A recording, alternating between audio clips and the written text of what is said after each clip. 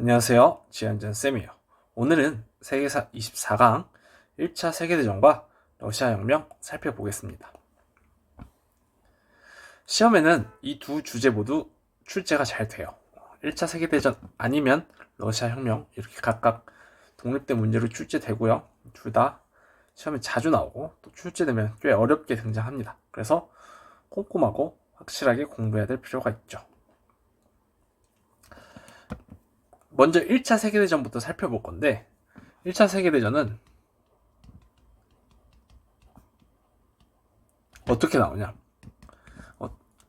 다양한 유형으로 출제가 돼요. 그래서 연표 1차 세계대전과 2차 세계대전은 긴 전쟁이었죠. 그리고 그 안에서 선후관계가 굉장히 복잡하기 때문에 그 안에서의 세세한 연표나 선후관계를 물어보는 문제가 자주 등장합니다. 그리고 두 번째가 국가 간 관계예요. 1차 세계대전에서 누가 누구 편이었는지, 누가 반대편이었는지 이런 걸 물어봐요. 이번 유럽 모의고사에서 등장한 문제가 오스만 제국이 독일 편이었는지 러시아 반대편이었는지 알아맞추는 문제였죠. 이렇게도 출제가 되고요. 쉬워지면 그냥 이게 1차 세계대전인지 알아? 이렇게 물어보기도 합니다. 그거는 이제 기본 문제니까 한번 보면 다 맞출 수 있을 것 같고요. 어렵게 나오면 이렇게 등장한다. 그래서 모두가 중요하다. 흐름도 중요하고 흐름 안에서 국가끼리의 관계를 파악하는 것도 중요하다. 이렇게 이야기합니다. 자, 그럼 어떻게 공부하냐? 일단은 흐름을 먼저 잡는 게 중요해요. 배경, 전개, 결과, 그리고 1차 세계대전 전후 처리까지 흐름을 쫙 한번 따라와 보세요. 그렇게 딱 정리한 다음에 전쟁 내에서의 국가끼리의 관계를 따로 정리해주면 됩니다. 아시겠죠? 흐름이 우선이에요. 흐름도 없이 국가끼리 관계를 먼저 따지게 되면 너무 복잡해. 그리고 막 뒤죽박죽 섞이고 언제가 언제인지 모르니까 흐름 먼저 잡는 게 중요합니다. 아시겠죠? 그렇게 하고요. 그러면 본격적으로 1차 세계대전 시작하겠습니다. 1차 세계대전의 배경을 살펴볼 건데 간접적인 배경이 여러 가지가 있어요. 그리고 직접적인 배경 하나가 있죠. 그래서 그 간접적인 배경 여러 가지를 먼저 살펴보겠습니다. 1차 세계대전 직전에는 어떤 상황이었냐면 우리 제국주의 배웠었죠. 여러 서양 강대국들이 자기 식민지를 계속 확대해 나가는 상황이야. 그러다 보면 네 땅 내 땅 하면서 서로 부딪히는 일이 생기지 않겠어요? 모로코 사건이라든지 파쇼다 사건이라든지 이런 일이 생겨요. 그런 일이 계속 쌓이다가 폭발한 게 1차 세계대전입니다. 유럽에서도 마찬가지야. 독일의 비스마르크는 유럽의 세력 균형, 어느 한쪽이 너무 강한 힘을 갖지 않기 위해 삼국 동맹이라는 걸 체결해요. 그리고 프랑스를 고립시키는 목표도 있었죠. 그래서 삼국 동맹이라는 걸 체결합니다. 독일, 오스트리아, 헝가리 제국, 이탈리아까지 손을 잡아요. 여기 독일이고 여기 오스트리아, 헝가리 제국이고 여기 이탈리아요. 그래서 이렇게 셋이 손을 잡고 프랑스를 견제하려고 하죠. 이렇게 비스마르크는 삼국 동맹을 결성해서 프랑스도 견제하고 유럽의 세력 균형을 유지하려고 합니다. 그러던 와중에 독일 내에서 사정이 바뀌는데 빌헬름 2세라는 황제가 비스마르크를 해임시켜요. 그리고 팽창주의 정책을 강화합니다. 그래서 우리 배웠던 3비정책, 베를린, 바그다드, 비잔티움을 연결하는 정책도 추진하고요. 모로코에서 프랑스와 충돌을 합니다. 식민지를 확장하는 바람에. 독일도 식민지를 확장해 나가는 과정에서 프랑스랑 충돌을 한 거예요. 이러다 보니 이렇게 팽창주의 정책을 강화하는 독일을 견제하려는 움직임이 나타납니다. 그게 삼국 협상이에요. 영국, 프랑스, 러시아가 손을 잡고 독일의 팽창주의 정책을 견제합니다. 이러던 와중에 또 여러분 이미 아프리카랑 동남아시아 이쪽에서도 여러 식민지를 확대해 가고 있잖아요. 이제 유럽에서도 자기들끼리 서로 세력을 확대하려는 움직임이 보여요. 그게 발칸반도에서 일어납니다. 발칸반도가 어디냐? 여기에요. 그리스 있는 땅을 발칸반도라고 합니다. 러시아랑 독일, 오스트리아, 헝가리 제국이 서로 편을 나눠서 발칸반도에서 세력 확장을 시도합니다. 그래서 독일, 오스트리아, 헝가리 제국은 게르만족이에요. 그래서 얘네들을 범게르만주의이라고 하고요. 러시아는 슬라브족이에요. 민족이 우리나라 한민족처럼. 그래서 얘네들은 범슬라브이라고 합니다. 그래서 러시아는 발칸반도에 있는 세르비아를 지원하고요. 오스트리아, 헝가리 제국이랑 독일은 게르만 민족인 애들을 지원합니다. 발칸반도 내에 게르만족을 지원을 해요. 그래서 러시아랑 독일이랑 서로 사이가 급격하게 나빠집니다. 뭐 이전에도 안 좋았지만 이제 발칸반도에서 서로 약간 눈치 싸움 하고 있는 거지. 번개 왔다 갔다 하는 그런 느낌 알죠? 막 서로 째려보고 그런 느낌으로 러시아랑 독일이랑 사이가 굉장히 나빠졌다. 이렇게 이해하시면 되고요. 오스트리아 헝가리 제국까지 있었다. 이것까지 알아두면 좋습니다. 그래서 발칸반도 내에서 대립이 심화됐는데 발칸반도에서 결국 사건이 터져요. 오스트리아 헝가리 제국이요. 제가 줄여 쓰느라 이렇게 써버렸습니다. 오스트리아 헝가리 제국이 발칸반도 내에 여러 국가가 있는데 그 중에 보스니아 헤르체고비나를 강제로 병합합니다. 기존에는 이 발칸반도가 오스만 제국 땅이었어요. 근데 오스트리아가 오스만으로부터 보스니아 헤르체고비나만 강제로 병합한 거예요. 이런 상황에서 세르비아가 이 발칸반도에 있는 여러 나라들을 결합해서 오스만 제국을 몰아내자 이렇게 주도합니다. 그래서 이때 발생한 전쟁이 1차 발칸 전쟁이에요. 그래서 1차 발칸 전쟁은 발칸 반도를 차지하고 있는 오스만 제국이랑 발칸 반도 내의 여러 오스만 제국의 식민지 국가들, 오스만 제국의 식민 지배를 받는 국가들이 연합해서 싸운 전쟁을 1차 발칸 전쟁이라고 해요. 여기는 뭐 세르비아, 불가리아 뭐 많아요. 그런 거 몰라도 됩니다. 등등등등등등 많아요. 얘네들끼리 동맹을 맺어서 오스만 제국을 몰아내자. 이게 1차 발칸 전쟁입니다. 당연히는 아니죠. 1차 발칸 동맹 이겨요. 그래서 오스만 제국으로부터 독립을 합니다. 근데 그 와중에 문제가 생긴 게 뭐냐면 이제 발칸 반도의 여러 나라들이 오스만 제국으로부터 독립을 했는데 서로 그 와중에 이제 자기가 한 채의 땅이라도 더 차지하겠다고 자기들끼리 싸우는 거야. 그게 2차 발칸 전쟁이에요. 그래서 1913년에 2차 발칸 전쟁이 일어났다. 발칸 동맹의 내분이다. 서로 영토 분할을 둘러싸고 전쟁을 했어요. 아시겠죠? 그래서 뭐 알바니아, 뭐 불가리아 많습니다. 여기까지가 1차 세계대전 직전의 유럽의 상황이에요. 이게 보기만 봐도 얘기만 들어도 굉장히 위태위태하지 않나요? 바람 불면 전쟁이 일어날 것 같은 느낌이죠. 자, 그 다음 결국엔 이 오스트리아가 이전에 보스니아 헤르체고비나를 병합한 것에 대해서 불만을 가진 사람이 생겨요.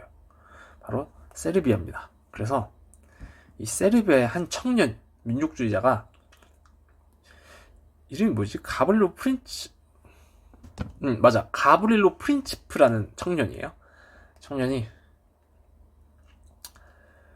오스트리아 황태자 부부, 그러니까 황제가 있으면 그 아래 자식 부부가 보스니아 수도 사라예보에 왔을 때 그 세르비아 청년 가브릴로 프린치프가 달려가서 오스트리아 황태자 부부의 가슴에 총알을 탕탕탕탕 쏴버리죠.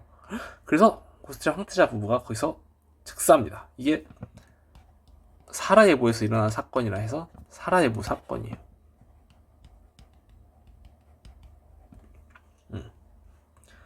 그러니까 이제 이런 참변을 당한 오스트리아 헝가리 제국 입장에서는 눈이 뒤집히죠.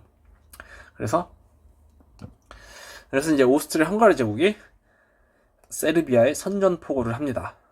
이해가죠? 다시 세르비아 청년이 오스트리아 황태자 부부를 죽였기 때문에 오스트리아 헝가리 제국이 세르비아에 선전포고를 해요. 그때 같은 편이었던 유럽 국가들이 다 참전합니다. 자, 오스트리아 헝가리 제국은 독일이랑 이탈리아랑 삼국 동맹이었죠. 얘네 참전하고요. 러시아와 삼국 협상 맺은 영국, 프랑스까지 같이 참전합니다. 그래서 이 대립 구도 먼저 알아두셔야 합니다. 아시겠죠? 그 이후에 오스만 제국이랑 불가리아가 동맹국에 가담해요. 이게 이번에 6월 모의고사에 등장했었죠. 그래서 삼국 동맹 째끼고 불가리아까지 줬는데 이 가가 결국 오스만 제국인 거 알아? 이렇게 물어봤어요. 그러니까 이 대립 세력을 전부 다 알아야 했던 문제였습니다. 그래서 중요하다 이렇게 보고요. 네, 이렇게 줄줄이 다 참전합니다. 유럽 국가들이. 그리고 이탈리아는 여기서 탈출해서 15년에 이렇게 넘어가요. 이것도 알아야 돼요. 아시겠죠? 자, 1차 세계대전이 이렇게 발발합니다. 1차 세계대전의 특징은, 중요한 특징이 두 가지가 있어. 이제는 총력전이야.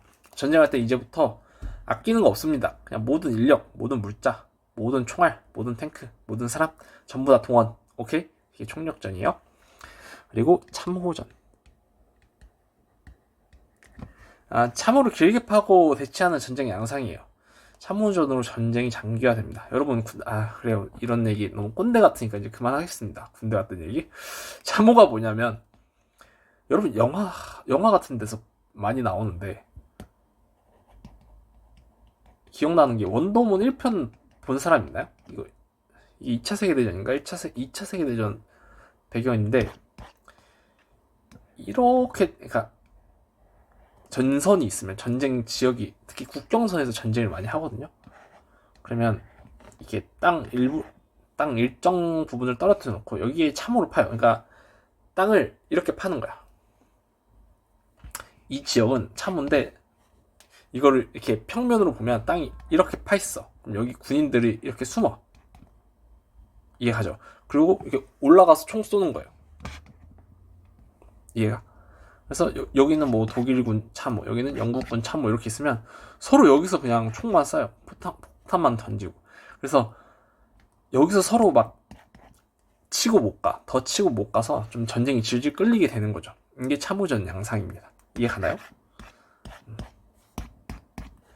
그리고 신무기, 뭐 탱크, 독가스, 전투기, 잠수함, 기관총 이런 것도 많이 사용했다고 합니다. 아시겠죠? 자, 그럼 전쟁 구도 다시 한번 정리해 보겠습니다.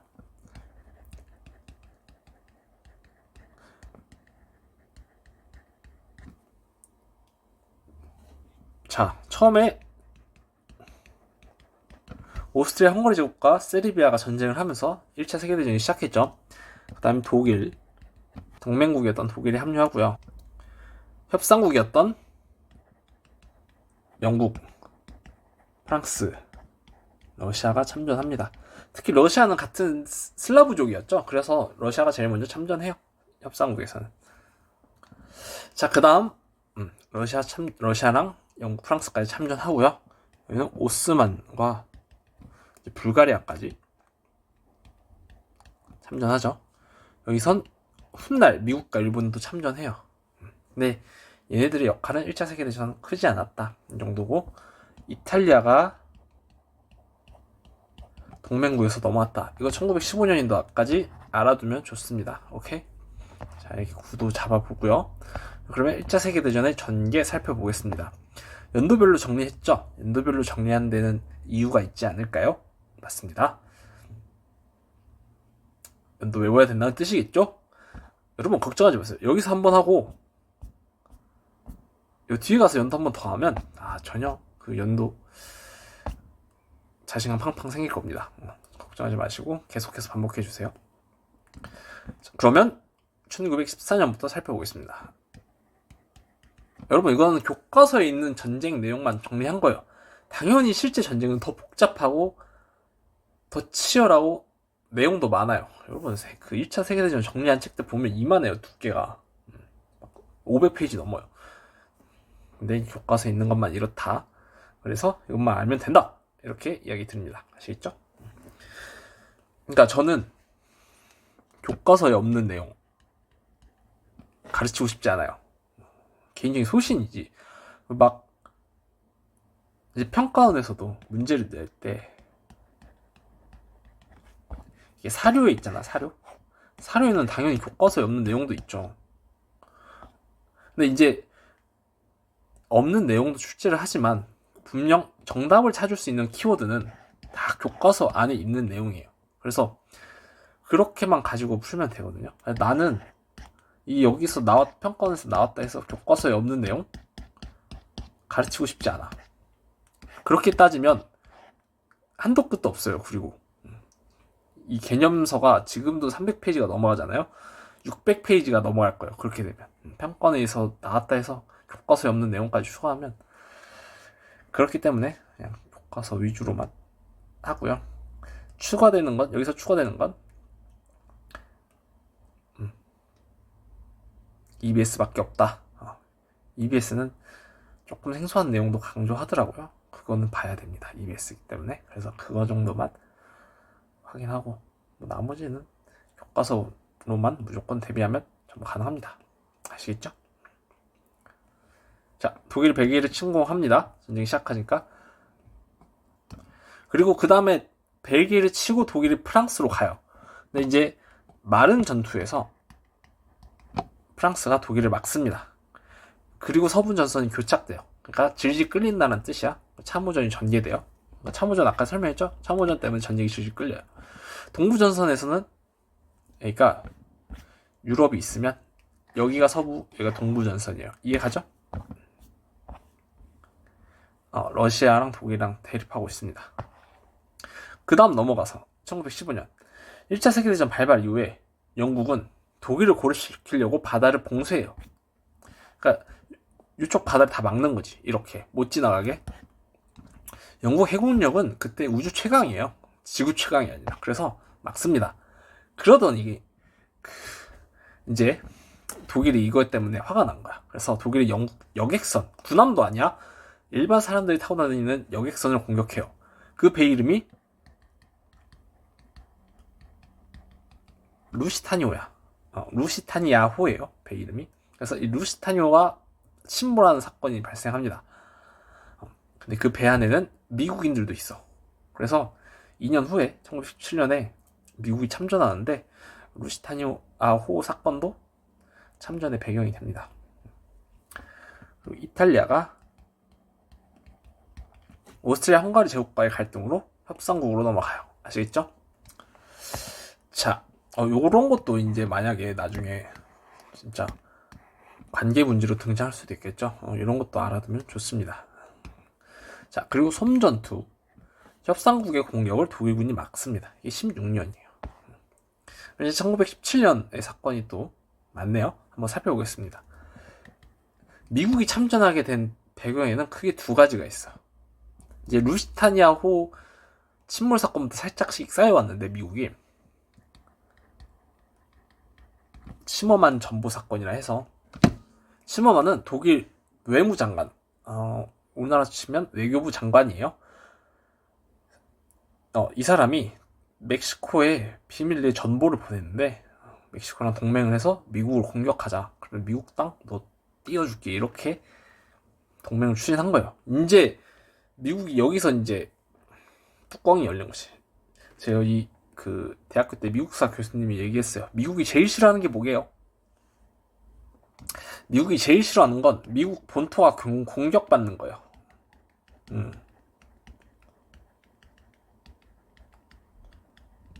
미국은 이걸 제일 싫어해요.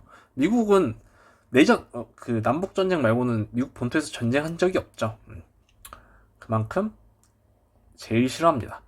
그래서 2001년에 쌍둥이 빌딩 무너졌을 때 미국이 그렇게 화를 냈어요. 정말 엄청 싫어요. 그래서 이때도 마찬가지입니다. 멕시코를 통해서 미국 본토를 공격한다고 하니까 이제 여기서 못 참는 거야. 게다가 독일의 무제한 잠수함 무제한 잠수함 작전을 전개해서 독일의 잠수함 유보트라고 하거든요. 근데 유보트가 미국 상선을 공격합니다. 이제 미국은 더 이상 이렇게 있으면 호구가 된다. 이렇게 해가지고 미국이 참전을 해요. 이 두 가지 사건 때문에. 아시겠죠? 그 때문에 이제 협상국이 조금 더 유리해지죠. 그리고 17년에 러시아 혁명이 발발해서 러시아는 이듬해 독일과 단독 강화를 체결합니다. 그게 브레스트 리토프스크 조약이에요. 왜 브레스트 리토프스크 조약이냐면 브레스트 리토프스크라는 지역에서 조약을 체결했기 때문이에요. 그래서 브레스트 리토프스크 조약이고, 조약 내용은 러시아가 독일 및 여러 동맹국들과 단독 강화를 체결해요. 평화 조약이죠.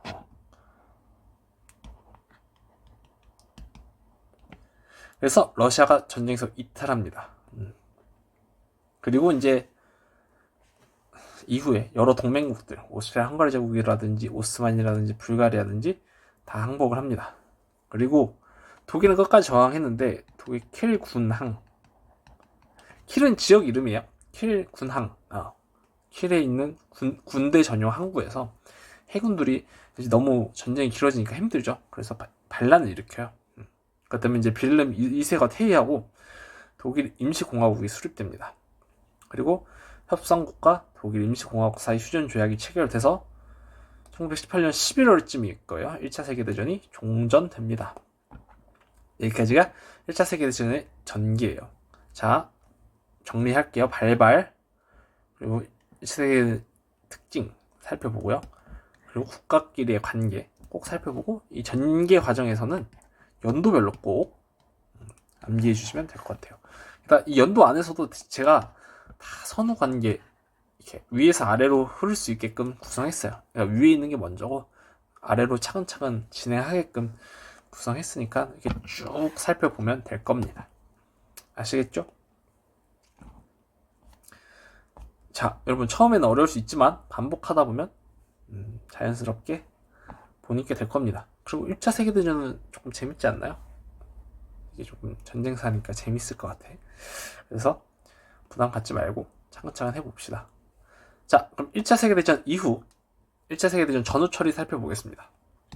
전후 처리는 전쟁 후의 혼란을 어떻게 처리할지 논의하는 거예요. 그래서 전후 처리라고 하고요. 1차 세계대전 전후 처리는 파리 강화 회의에서 베르사유 체제에 입각해서 진행됩니다. 자, 파리 강화 회의부터 살펴볼게요. 1919년에서 20년까지 개최됐어요. 누가 주도하냐? 이긴 사람이 주도하는 겁니다. 아시겠죠? 연합국, 협상국이라고 하죠. 얘네가 주도해요. 그래서 1차 세계대전 전후 혼란을 수습하고 새로운 국제 질서를 모색하기 위해 개최했습니다. 기본 원칙은 윌슨의 14개조 평화 원칙. 이것도 단독으로 출제됐죠? 작년 수능인가? 그래서 재작년 수능이다. 재작년 수능. 쏘리. 이사 수능 때 윌슨의 14개조 평화 원칙도 단독으로 출제되었습니다. 기본 원칙. 이게 뭐냐면 윌슨이 미국 의회에서 발표한 14개조 평화 원칙이에요. 1차 세계대전 이후에는 이 14개의 원칙에 입각해서 새로운 국제평화 질서를 구축해 나가자. 이렇게 발표한 거를 파리 강화 회의의 기본 원칙으로 삼은 겁니다. 이해가죠? 비밀 외교 금지. 자기들끼리 짝짝꿍 하지 말고 군비도 축소하고, 그리고 국제평화기구, 이게 국제연맹이 됩니다. 창설하자. 그리고 첫 번째 가장 중요한 조항이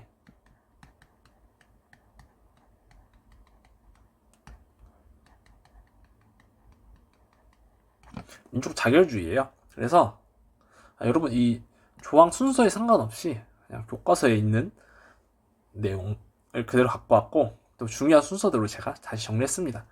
그래서 민족 자결주의는 뭐냐면 패전국 식민지들은 알아서 잘 사세요. 알아서 스스로 잘 사세요. 이게 민족 자결주의입니다. 승전국 식민지는 해당이 안 돼. 그래서 일본도 승전국 편이었거든요. 조선도 이때 그래서 독립하지 못합니다. 아시죠? 그래서 유럽에서 여러 민족들이 독립국가를 수립했고요. 아시아, 아프리카에서도 반제국주의 운동이 촉진됩니다. 자, 이 파리 강화회에서 이제 베르사유 조약이라는 걸 체결했거든요. 그 베르사유 조약에 입각한 국제 질서가 베르사유 체제입니다. 목적은 연합국과 패전국 간 그 이해관계를 정리하기 위해서 체결을 했어요. 그래서 승전국의 이익을 보장하고 패전국, 특히 독일을 응징하려고 체결한 조약입니다. 독일이 잘못했으니까 혼내주겠다 이런 목적이에요. 아시겠죠? 자, 요 내용, 이런 거 굉장히 중요합니다. 요 내용까지 살펴볼게요. 프랑스가 자르 유역의 탄광지대를 획득합니다. 독일 거였겠죠? 프랑스가 가져와요. 자, 그 다음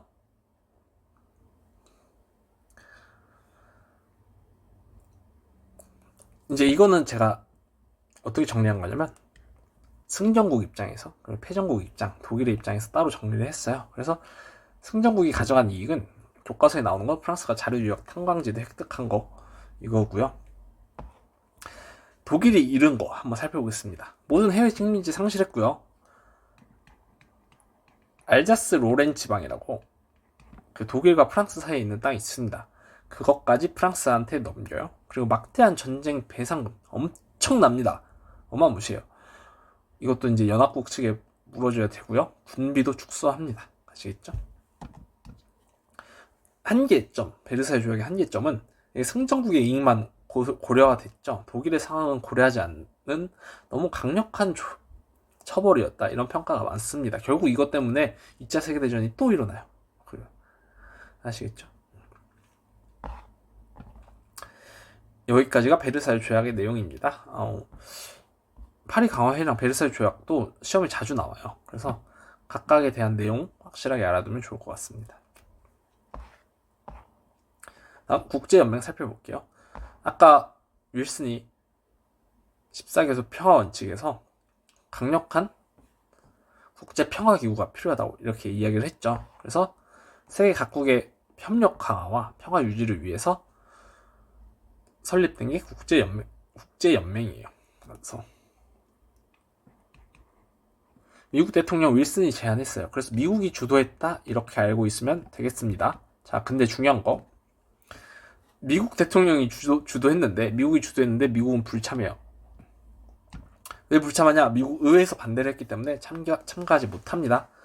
그리고 소련이나 독일도 늦게 참여해요. 설립 당시엔 참여하지 못하고 나중에 참여를 하게 됩니다. 그리고 국제 분쟁을 막을 군사적 제재가 없어요. 이게 한계점이에요. 그럼 주로 무슨 업무를 했냐면 군비 축소, 그리고 각국의 독립과 영토 보전, 국제 분쟁의 평화적 해결 합의 이런 역할을 국제연맹이 수행했습니다. 아시겠죠? 이렇게 알면 되고요. 이 국제연맹은 2차 세계대전 이후에 등장하는 지금의 국제연합과 구분해서 알아둬야 됩니다. 아시겠죠? 자, 그 다음 전후 여러 가지 또 조약이 있어요. 요거는 살짝 출제가 덜 되긴 하지만 또 선지나 이런 걸로 등장할 수 있기 때문에 연도나 그래서 알아두면 좋습니다. 워싱턴 회의는 동아시아사에선 중요한데 세계사에서는 살짝 강조가 덜 돼요. 그래서 열강 강대국들의 주력 함대 군비 축소하는 거죠. 해군 군비를 축소하고 또 당시 중국 문제를 열강들이 합의를 해서 중국의 주권을 존중을 하고 영토를 보전하기로 합의했습니다. 그래서 일본을 견제하려는 목적이 있어요. 이게 워싱턴 회의고요. 이 로카르노 조약이라 해서 독일 국제연맹 가입에 합의를 하고 국제 분쟁은 평화적으로 해결하자 이거에 합의한 조약이 로카르노 조약입니다. 그리고 킬로그 브레앙 조약을 체결해서 부전 조약, 전쟁을 하지 말자. 그리고 전쟁을 국가 정책의 수단으로 삼지 말자. 이런 조약도 체결합니다. 이게 두 개는 전쟁 반대 조약이라고 생각하면 될 것 같아요. 그리고 독일 배상금 축소를 위해서 도스안, 이 안이 뭐 제안할 때 안자예요. 그래서 안, 영안, 로잔 회의 이런 걸 해서 독일 배상금도 조금 깎아줍니다. 그리고 런던 회의를 해서 해군 군비 축소도 다시 논의를 하고요. 이런 노력을 했다. 이렇게 보면 되고요. 1차 세계대전 이후 민주주의가 많이 발달됩니다. 당시 노동자들이 많이 등장해서 본인들의 권리를 주장했거든요. 그래서 노동자의 권리가 법으로 보장이 됐고요. 제4에 따른 선거권 제한이 폐지됩니다. 이제 보통선거, 평등선거가 확립이 되어 갔고요. 여성들도 전쟁에서 많은 활약을 했기 때문에 본인들의 권력, 전쟁뿐만 아니라 노동에서도 많은 역할을 했기 때문에 본인들의 참정권을 주장했고, 여성 참정권이 받아들여서 여성 참정권이 점차 확대되었습니다. 1차 세계대전 이후에 이런 경향이 있었다. 이렇게 봐주시면 되고요. 재정이 붕괴되고 공화국이 수립돼요. 독일은 독일 재정에서 바이마르 공화국이 됐고요. 오스트리아 헝가리 제국도 쪼개져요. 그래서 오스트리아랑 헝가리랑 이때 쪼개집니다. 그리고 우리 그 오스만 제국 근대 서아시아사 때 배웠죠? 오스만 제국도 티르키예 공화국으로 다시 바뀝니다. 그리고 여러 신생 독립국이 탄생해요. 체코슬로바키아.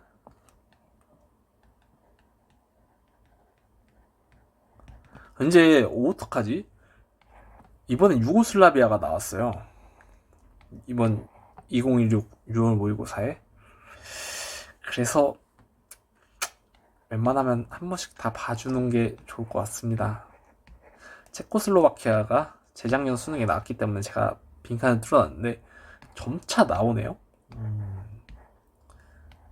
교과서에 있는 건 제가 다 써놨으니까 한 번씩 확인해주면 좋을 것 같아요. 여러분 이거 외우고 만점 받읍시다. 아시겠죠? 힘들지만 할 수 있습니다. 화이팅. 이렇게 해서 1차 세계대전이 끝이 납니다. 아시겠죠? 그래서 1차 세계대전 이후 다시 베르사유 체제, 파리 강화와 회의와 베르사유 조약의 각각의 내용 확실하게 정리해 주시고요. 국제연맹도 은근 낼 게 있어서 국제연합이랑 비교해서도 낼 게 많아서 알아두면 좋을 것 같고, 평화유지 조약도 그냥 간단히 중요한 것만, 여기는 또 연도로 나올 확률이 높아요. 그래서 연도까지 뒤에서 암기해 주시면 되고, 전후 민주주의의 신생 국가의 탄생까지 정리해두면 좋을 것 같습니다. 이렇게 1차 세계대전 마무리하고요. 러시아 혁명 살펴보겠습니다. 러시아 혁명은 두 차례 거쳐서 일어나요. 그래서 3월 혁명, 11월 혁명 이렇게 두 개를 합해서 러시아 혁명이라고 합니다. 그래서 그 전부터 러시아 혁명이 어떻게 일어났는지까지 상세하게 살펴볼게요. 러시아 혁명은 이미 이제 나올 게 다 나왔는데 이 둘을 구분해서 내는 게 가장 어려워요. 그래서 3월 혁명과 11월 혁명 꼭 구분해서 학습하는 걸 우선으로 하고 전체적인 흐름까지 살펴보면 좋을 것 같습니다. 레닌도 시험에 나와요. 그래서 안 나오는 게 없습니다. 여기도 다 나왔다 이렇게 보시면 되겠습니다. 피해 일요일 사건이 안 나왔다. 그래, 이건 안 나왔네. 이것도 근데 꽤 나올 내용이 많아서 언제 나와도 이상하지 않습니다. 자, 그러면 피해 일요일 사건부터 살펴볼게요. 배경, 차례 전제 정치. 19세기 러시아에부터 심해졌던 현상이죠. 차례가 자기 멋대로 정치를 합니다. 두 번째, 이제 러일 전쟁으로 나라가 너무 나라의 그냥 일반 국민들이 너무 먹고 살기 힘들어졌어. 그리고 지식인들 사이에서 자유주의나 사회주의가 확산하고 여러 노동자 계층도 많이 성장합니다. 그래서 이 사람들이 가장 큰 건 러일 전쟁 때문이었어요. 그래서 상트페테르부르크에서 평화 시위를 전개합니다. 여러 가지 개혁을 요구하면서. 근데 정부가 무력 진압을 해요. 이때 발포를 해버립니다. 이게 피해 일요일 사건이에요.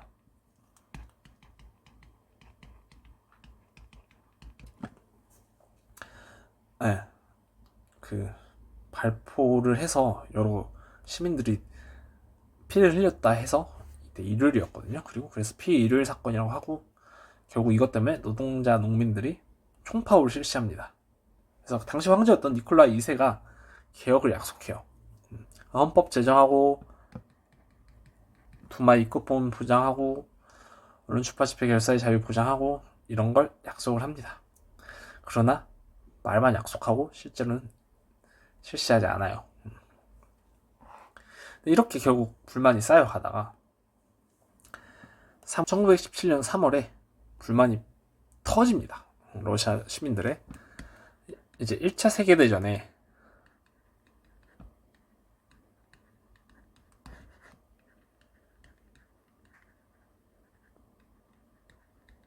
피해가 너무 커요. 전쟁이 너무 오래됐고 14년부터 했기 때문에 4년째죠. 4년째고 인명피해도 크고 물가도 너무 오르고 생필품도 부족하니까 많은 시민들이 너무 힘들어합니다. 그래서 노동자들이 다시 한번 상트페테르부르크에서 시위도 하고 파업을 전개해요. 식량 배급, 전쟁 중지, 전제정치 타도 이런 걸 주장합니다. 그리고 이때부터 노동자랑 군인들이 연대해서 소비에트라는 걸 만들어요. 소비에트가 뭐냐면 노동자, 농민, 병사들이 모인 그냥 회의단체 이렇게 생각하면 됩니다. 단체? 시민단체 느낌으로. 그래서 이 소비에트가 혁명을 추진해요. 그래서 이때 니콜라스 2세가 폐위되죠. 그래서 러시아 제정이 마침내 붕괴됩니다. 이제 황제가 내려오고 이제 황제 제도도 없앤 거예요. 아시겠죠? 그리고 이때 케렌스키 임시정부를 수립합니다. 이 케렌스키 임시정부도 시험에 나왔어요. 꼭 알아둬야 됩니다. 그래서 이렇게 임시정부가 수립됐고 그 다음 어떻게 러시아를 다시 이끌어 나갈지에 대한 고민이 있는데 이 케렌스키 임시정부가 1차 세계대전을 지속하는 거예요. 그리고 농민들이 요구했던 토지 개혁도 연기해. 결국 이런 것 때문에 불만이 쌓였죠. 그래서 레닌이라는 인물이 다시 혁명을 일으킵니다. 그게 러시아 11월 혁명이에요. 그래서 임시정부의 권력을 소비에트, 노동자, 농민, 병사들 대표가 구상한 평의회, 회의단체에 넘겨라. 그리고 전쟁을 중지해라. 라고 요구해요. 그래서 이때 레닌이 이끄는 볼셰비키가 무장 봉기를 일으킵니다. 그럼 볼셰비키는 또 뭐냐? 러시아 정당 중에 러시아 사회민주주의 노동당이라고 있어요. 그 당 내에서 가장 많은 의석수를 차지하고 있는 다수파를 볼셰비키라고 합니다. 여러분, 요거까지 이제 시험에 나왔어요. 이게 관련된 게 러시아 혁명인지 알아? 이렇게 사료에 등장했었으니까 이 이름까지 알아둬야 됩니다. 다수파가 있으면 소수파도 있죠. 그 소수파가 멘셰비키예요. 어쨌든 이 볼셰비키를 이끄는 건 레닌이었고 당시 레닌이 볼셰비키와 함께 레닌이 주도하여 볼셰비키가 무장 봉기를 일으켜서 케렌스키 임시정부를 붕괴합니다. 그리고 소비에트가 주도하는 소비에트 정부가 수립돼요. 그래서 지금 러시아 말고 이전의 러시아를 소비에트 공화국 연방이라고 하거든요. 그러니까 국가를 소비에트라는 병사, 노동자, 농민들의 회의단체, 연합체인 소비에트가 이끌어간다. 이렇게 생각하면 됩니다. 이게 생소해요. 우리나라에는 없는 제도이기 때문에 여러분 입장에서 좀 생소할 수 있는데 그냥 쉽게 노동자, 농민, 군인들이 모인 단체가 그 소련의 정치를 주도했다. 대부분 군인이죠. 군인들이 많아요. 그래서 그렇게 이끌어갔다라고만 이해하면 됩니다. 이게 우리나라에게 없는 제도이기 때문에 조금 생소할 수 있지만 그렇게만 이해해주면 될 것 같습니다. 너무 어렵게 생각하지 말고요. 아시겠죠? 이후 유럽, 아시아, 아프리카의 사회주의를 전파합니다. 그래서 레닌이 정권을 차지했죠. 그래서 레닌이 어떤 정책을 했는지까지가 교과서에 등장하기 때문에 우리도 알아둬야 됩니다. 레닌도 시험에 나와요. 아시겠죠? 일단 독재합니다. 의회 해산, 그리고 공산당 일당 독재를 선언해요. 러시아 사회민주주의 노동당이죠. 공산당으로 바뀌어서 일당 독재를 선언합니다. 그때 이제 살짝 혁명파, 본인이 혁명파죠. 레닌이 혁명을 주도했기 때문에 혁명파인데 반혁명 세력도 있을 거야. 걔네랑 내전을 해요. 근데 가볍게 제압을 합니다. 그리고 아까 했던 브레스트 리토프스크 조약을 체결해서 1차 세계대전 중 독일과 단독 강화를 체결하고요. 사회주의 개혁을 실시합니다. 그래서 토지와 산업을 국유화해요. 그리고 코민테른도 글씨 봐라 결성합니다. 코민테른은 국제공산당 연합 조직 단체예요. 그러니까 전 세계 여러 공산당들끼리 모이는 단체 이런 거지. 뭐 그냥 국제 여러 공산당들끼리 연합한 단체라고 생각하면 됩니다. 그래서 약속들의 노동운동, 식민지 해방운동 이런 거 지원하고요. 사회주의 확산에 기여를 하죠. 근데 이 사회주의 정책으로는 먹고 살기가 힘들어요. 여러분, 사회주의는 실패한 사상입니다. 이미 러시아가 무너짐으로써 증명이 됐어요. 그래서 레닌도 이때 신경제 정책이라 써요. 넵이라고 하거든요. NEP 넵. 그래서 러시아 경제에 자본주의 요소를 일부 도입합니다. 그래서 외국 자본도 허용하고요. 식량 강제 증발을 금지해서 세금 이외의 농산물은 개인이 판매할 수 있게 허락을 해줘요. 그리고 중소기업의 활동도 보장하고요. 그래서 자본주의 경제 정책을 일부 도입했다.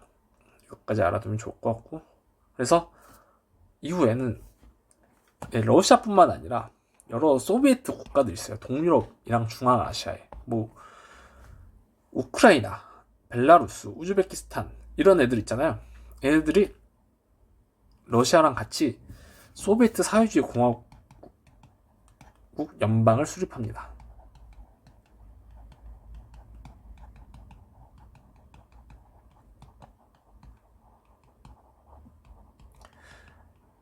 다시 이렇게 러시아가 있으면 여기 동유럽, 우크라이나, 뭐 벨라루스, 그리고 여기 중앙아시아, 우즈베키스탄, 무슨 스탄 이런 애들 있죠.